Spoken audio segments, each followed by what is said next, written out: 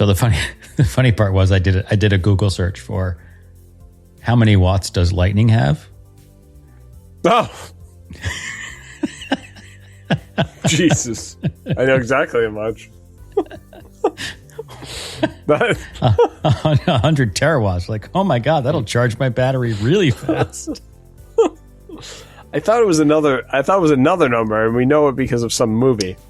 I know, but it's a gigawatt, man. A gigawatt. Yeah. 1.21, please.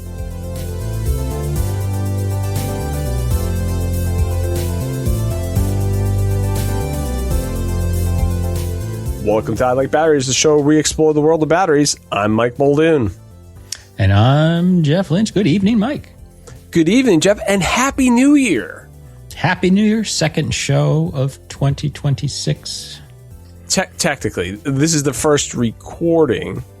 This is true. In 20, yes, yeah, that's a little behind the scenes insight into how we do. Well, we're allowed to.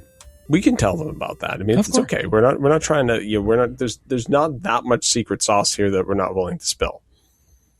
It's true, because if there is no sauce, you can't spill the sauce. I mean, that's how it works. Yeah, well, there's some sauce. I mean, this is year 7. We've got some sauce going here in terms of like how we do things and how we like batteries. And you know, the awesome thing is that we're on year 7, approaching 250 episodes, and you know, it's a big year, 2026 for that. But Jeff, it's also just a big year for batteries and kind of clean energy. What do you think about that? Yes, 2025 was a good year, and we not for. Well, maybe not for tires, but we're not really talking about tires in Goodyear at the moment. No. But we are talking about how, for the first time, 2025, wind and solar globally supplied more power than coal. And plug-in vehicles, which includes hybrids and EVs, accounted for more than 25% of new car sales. Yeah. Definitely. You know what else is interesting too? And I don't think we predicted this, but the reality is the prediction was happening was that, did you know there was a 90% drop in battery prices over the last decade? 90%. I know we've talked about battery prices a few times over the years, but that's which and it is though, but we kind of know that. Not overly surprising though. Right? No, not at all. And part of this equation, when you look at it, is the sheer fact that like, I can think about the Goal Zero that I originally had that was a lead acid battery and how much that cost. And now how much battery I could get for the same price, right? So much bigger, right? So much longer lasting and all these pieces, just even on the consumer side. And a tad lighter. A tad lighter. Yeah. Although my Escape 150, I still like it. You know, it's actually sitting next to the bike as I was biking and generating my own electricity, and it doesn't work anymore. I've actually replaced that battery once. What I was going to look at and look online is to see if they actually have a lithium ion battery that I could put in there. In other words, like I replaced it with a lead acid battery, but I wonder if somebody's come up with those type of things. But I'd have to actually see, because I think that's the difference too, is that Goal Zero actually, I believe, got bought out by BioLite, I believe, if I'm correct. So that's who owns them now. Yeah, type of thing. Which is, I think they were owned by NRG, technically before that, but I don't know 100%. The other thing is China's emissions are down, you know, in terms of, or flat in terms of coal power due to rapid renewable build out. Their emissions have been actually falling for the last 18 months. So good job, China, you know, bringing the emissions down, which is important. Fortunately, the U.S. is lagging behind. They've clearly seen a little bit of a decline in clean energy investments, and that's some administrative changes have come to there. So renewable growth has gone. But overall, we've done some good stuff for the planet, at least done some good stuff. We've slowed our progression, which is, I think, what we're trying to do, because I think that a lot of damage has been done. And what I mean by that is that current projections estimate for warming to be 2.8 Celsius increase by the end of the century, which is an improvement of 3.7 to 4.8 that was predicted by the 2015 Paris Agreement. So we're getting better, which is good. And I think that lends itself to batteries and renewables and things like that. But we still have a lot of work to do, and keep charging your batteries via solar and try and decrease the emissions. Agreed. Yeah, I'm speaking of solar, I'm still waiting for my install date, but it is happening sometime. Okay, wait, yeah, that's true. I forgot to ask you that in pre-show. Yeah. Yeah. So it's not there. You're not running on solar yourself right now. I'm not yet producing solar power. It would be a little difficult at the moment too, because there's still snow on the roof. Sure. So, but it was warming today, temperatures. Yeah. Supposed to rain tomorrow. So we should be clear by the time middle of next week comes. I've seen some of these newer ones that they the solar panels have heaters built into them. Do yours have that? Do you know this? I do not know this, but I have just sort of anecdotally driving around. You do see that many panels just snow slides off. So I've seen the slide off. Sort of right, but I think maybe there is as a result of some amount of little heat generation. Yeah. Yeah, I think there are some that actually heat it, which is interesting too. But it's definitely something there. But and I was speaking a little bit about the holidays, and I happened to get a new to me. It's not a brand new iPhone, and it actually has MagSafe charging. And so Jeff and I were talking a little bit, and I was like, "Is that Qi charging or not?" And Jeff, we did a little bit of exploring, and just like we do at I Like Batteries, we try and educate our listeners, and we found out there's a little bit of difference in what that is between Qi charging, and there's a Qi 1 and Qi 2, and there's actually two Qi 2s. I said it right. Yes. You did say it right. Congratulations on the tongue twister.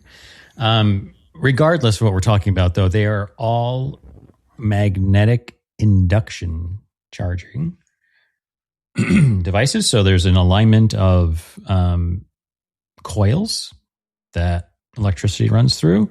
And when they're properly aligned, it can generate a magnetic field which can pass alternating current from coil to coil. So it, charges your battery. So it's what if you have an Apple Watch sitting on the stand or any of the Qi chargers where you sit it down, it is an induction charger. Now, what Mike was talking about, so Qi or QI as it's spelled, and we pronounce it Qi, is had some evolution over the years. So the first Qi chargers were 7.5 watts max. Is that correct? Correct. Yeah, 7.5 watts.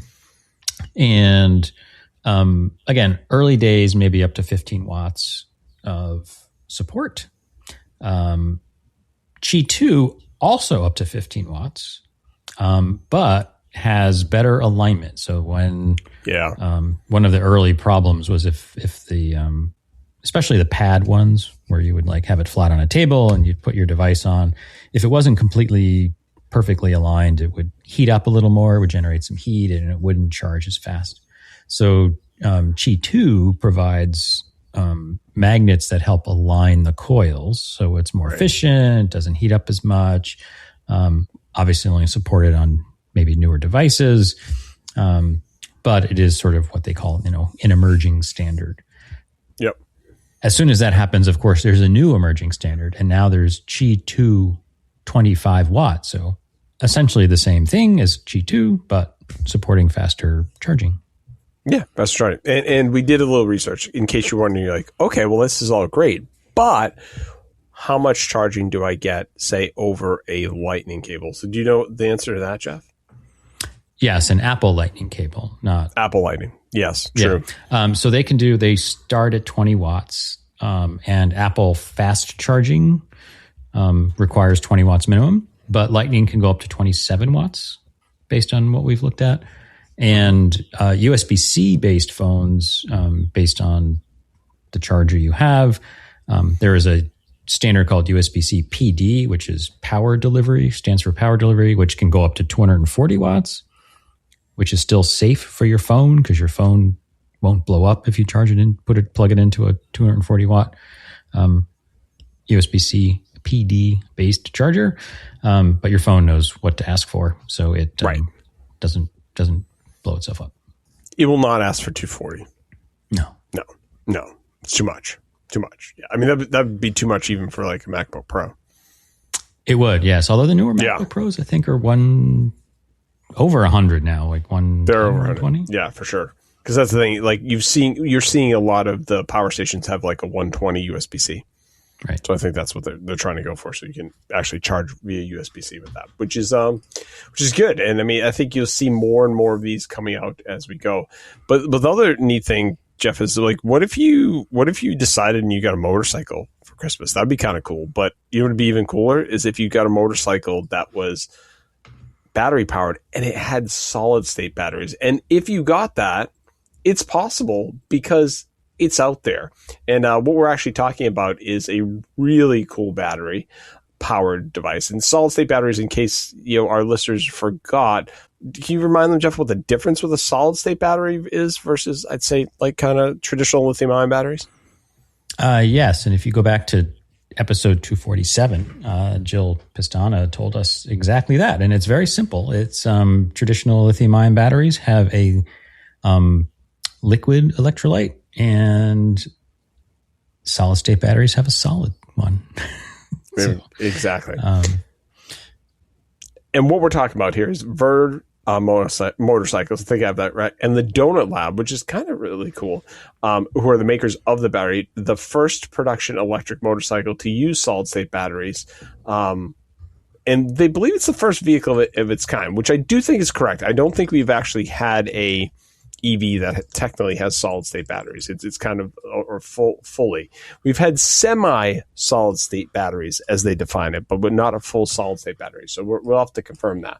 But they are promising deliveries in the first quarter of 2026, which is pretty much now. So they've been building the TS Pro since 2023, and they've unveiled this second generation model. Essentially, I think the joint announcement at CES of this new version, but I don't think they actually had out. But they do have specs on what this is going to be, and I have to say this is pretty impressive. So TS Pro boasts really, really big torque. We're talking 737 foot-pounds of torque, and that's actually more torque than a Dodge Challenger SRT Hellcat. So if you kind of comparing those, clearly the Hellcat's a little bit bigger of a vehicle than this. Just a dash, yeah. Just a little bit. So that's a lot of torque coming out of a motorcycle. Also, they're expecting 370 miles on a single charge. So impressive stats. I mean, what's your thoughts on that, Jeff, as we kind of continue on this a little bit? Yeah, I mean, I'm not a motorcycle person. No. I think you'd have to be really careful in the application of all of that torque for a rear-wheel drive two-wheeled vehicle. Obviously, it's going to be a little heavier than a traditional motorcycle, but the range is impressive compared to a standard gas-powered, similarly sized motorcycle, which are like sort of in the 200-mile range, and even some less than that. I think this is actually a manifestation of what solid state promises with respect to higher energy density. So yes, more power packed into the package. Extra safety. So because there's no flammable liquids inside the battery, so not that batteries are unsafe, but these are more safe than traditional liquid electrolyte battery packs. They charge faster, way faster, and can keep their capacity for more charge cycles. So win, I think. Oh, yeah. And speaking of charging faster, supposedly, if you can find yourself a 200 kilowatt NACS charger, they're claiming the TS Pro can recharge up to 80% in 10 minutes. So that's pretty quick. Yeah, we don't know the size of the pack. No, yeah, I didn't get any specs on that. Yeah, like how many kilowatt hours are in the pack? I mean, you figure traditional EVs are 75. There's no way this could be. Although I will say, in looking at the picture they have, so describing it to our listeners, I mean the pack I'm going to assume is kind of essentially where you would expect the gas tank from what I'm seeing here, and there are 3 very large, very high gauge wires heading back to the rear wheel for powering the electric motor that's back there. So clearly gets a fair amount of power into that. The other thing. Oh, go for it. Yeah. No, the first thing, I just wanted to define NACS for folks if you're not familiar. Sure. Yeah. So that's the North America Charging Standard, which is a fancy way of saying a Tesla charger. So that's Tesla's supercharger, Tesla's plug basically has become the North America standard. So that is what NACS is. Correct. Yeah. And in terms of what Donut Battery is actually saying for this battery, because Jeff was saying, hey, longer life. Traditional lithium ion batteries, 1,000 to 1,500 charge cycles. Some of them 5,000 in high end versions. They're estimating, they're saying 100,000 charge cycles on this battery. So, I mean, lifetime, right? I mean, if you figure you're recharging it every day, 365 days, it's going to outlast thing. Temperatures also, because this is important. I mean, I know a lot of people, at least in New England, put these bikes away during the cold weather, but saying you can go down to minus 22 degrees Fahrenheit and 212 degrees Fahrenheit, that's pretty warm. Maybe you wouldn't be outside, but I'm not deal. Yeah, I don't think your tires would last very long. I don't think. Yeah. That would not be good. So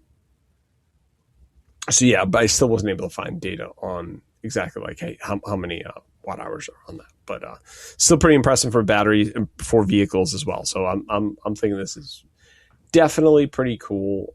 That's there. But Jeff, even if you didn't have a, say potential vehicle that had two wheels, but you kind of wanted to maybe charge something else, wouldn't it be really cool if instead of having a Tesla charger that was on the grid, if you could charge the batteries in your car off of a battery? Yeah, that'd be amazing. It's coming. Not here yet, but it's coming, and it's coming to New York. To New York City, and this is a huge EV charging hub in New York City will run on batteries. That's the article that we have from InsideEVs.com has put this out. So vast network that's coming into here. German EV charging company XCharge, a New York-based contractor, Energy Plus, announced on Wednesday that plans to open what they say will be the largest battery-powered EV charging hub on the East Coast. So set to go online the second quarter of 2026 in Brooklyn's Williamsburg neighborhood, featuring 44 chargers serving 88 parked spaces. So this is a big EV charging space. I mean, that's impressive. What's even more impressive about this is the fact that each of these chargers will be able to dispense 300 kilowatts of power. And as Jeff was saying, in terms of what Tesla's chargers, that's higher than Tesla's superchargers right now, which peak out at 250 kilowatts. Electrify America's, you can get up to 350 kilowatts in terms of output. But essentially the way these are working. Important thing to note, though, right? So they say that there's 44 chargers, right? So there's two charge ports on each of the chargers. Yes. So and they're saying each charger will be able to dispense 300 kilowatts. So if you're the only vehicle there, you might get 300 or up to 300 based on your vehicle. But if you're sharing that with somebody, you're going to get half. Yeah. So essentially, also not terrible, but it's it's still good.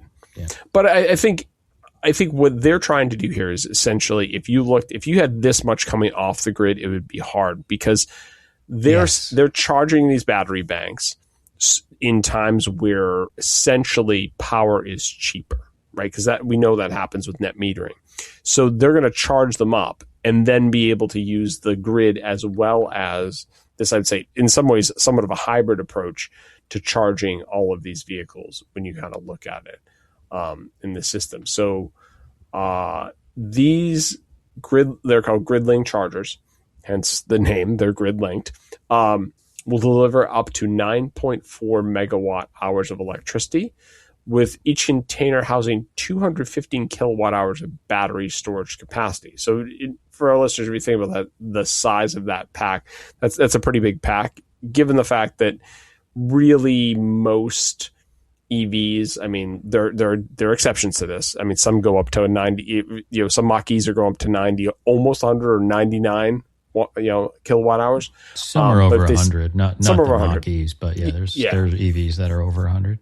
Right. But so if they said, assuming the average pack size of 75 kilowatt hours, you could get 126 EVs from empty to full off of just the battery bank in each of these essentially grid-linked chargers. So it is smart because, I mean, you get a power outage in New York City or something else like that. Obviously, this is having a lot of power that's there. they're saying that their costs will be lower, potentially by 10 cents per kilowatt hour. And I think people are going to be more and more sensitive to this fact, just like they are to traditional gas, is that you're going to have these fluctuations in prices and stations. And I mean, you got Gas Buddy who does this type of thing. I mean, you're going to see these abilities for the this industry to be like, well, it's going to cost me $50 versus $70 to fill this up. I'm going to go do that, right, and be able to see what. Yeah, although there. I think, but it's the same thing, right? I mean, and maybe New York City is an exception because people may not have as many home chargers or whatever. But like for you and I, like normal charging at home is not going to cost that much. But right. Even if my car is empty, it costs me $50 to $60 to fill it up. Well, my little Honda Insight is like $20 fill that puppy out every time. Right, I understand. It's smaller tank, and yes, it's a hybrid. Smaller tank, less than. But I'm just saying, like, if I'm traveling and I need to charge up my EV, which I will have someday, dropping $50 or $60 or $70 while I'm traveling is not a big deal. Correct. Like doing that on a regular basis, maybe it's not a savings, on the fuel cost, but as we know, EVs overall are much less running costs, right? So and for the performance that you're getting, you probably buy for the performance of all of these vehicles. We've talked about this. You'd be paying for premium gas as well, right? Like, I mean, if you're thinking about this, right? So in some ways, I do. Yeah, often too, you want to look the fact that they did mention that these are bidirectional, and so what I mean by that is that.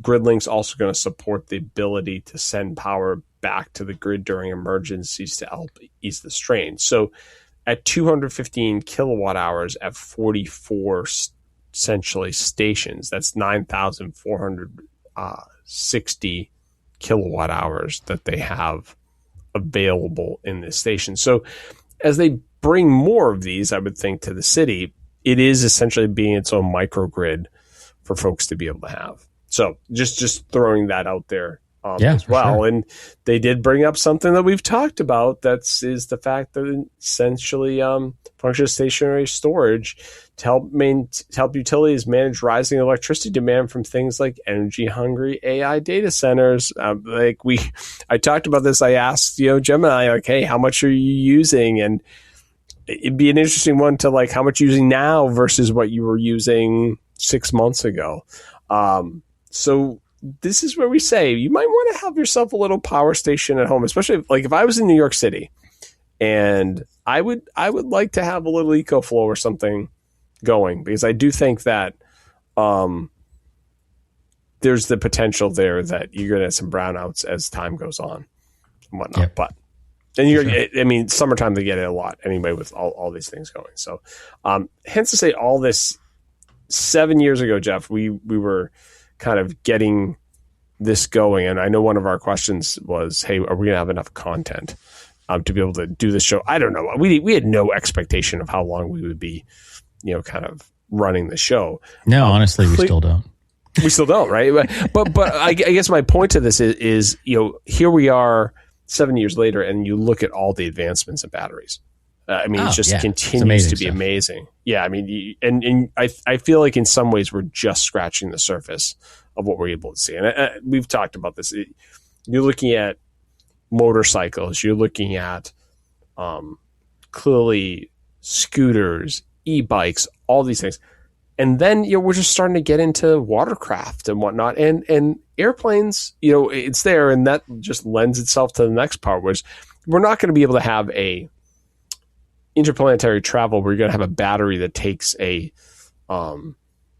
spaceship off from it. I don't know the physics around this, but I do think we're going to have rockets doing that for a fair bit of time until we're able to get it up there. But what happens after you break the gravitational forces of the Earth? I mean, I do think that batteries are a huge part of what's coming next for, by 2030, are we going to see a mission to Mars, maybe. I mean, I'm pretty sure there's a mission planned to the moon this year, isn't there?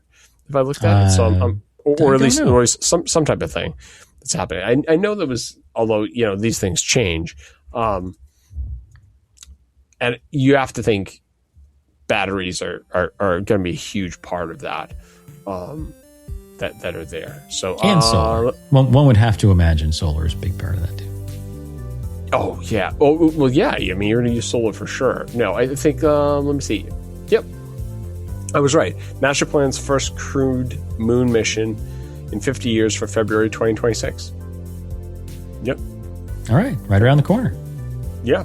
So that's I thought I was right with that. So that's going to be really interesting. Now I haven't heard anything else on that, but it's going to be super neat to see how they set up these solar panels and how they set up this like little station that they're going to put on there.